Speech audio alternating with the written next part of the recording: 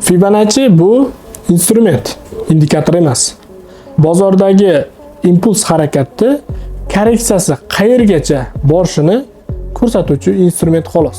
Fibonacci orqali bozorga kirish yoki chiqish nuqtasini aniq topa olmaymiz. Faqat bizga instrument vazifasida ishlab beradi xolos.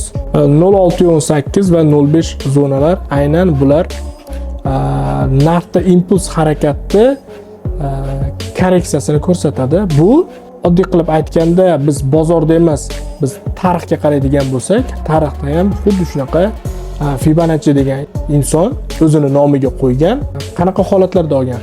Masalan, oddiy bitta shakl bo'ladigan bo'lsa, o'sha shaklni enini bo'yiga bo'lgan holatida chiqargan o'sha raqamni. Masalan, hamma narsada bor bu. Bizda hozirgi kunda zamonaviy televizorlarimiz, kompyuterlar, har qanday monitorlarda o'sha holat bo'yicha ishlanadi. Bozorda ham xuddi shu narsani olib kirilgan.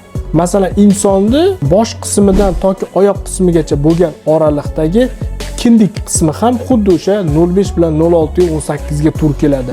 Odamni 100% deb oladigan bo'lsak, o'sha 50 va 61 oralig'iga tur keladi. Umumiy hisoblanganda bu narsani polniy hammasini ko'rib chiqilgan. Hattoki odamdagi suyaklarni bo'g'imigacha o'lchab ko'rganda ham, kichigini kattasiga bo'lib ko'rganda ham xuddi shu narsa kelib chiqqan.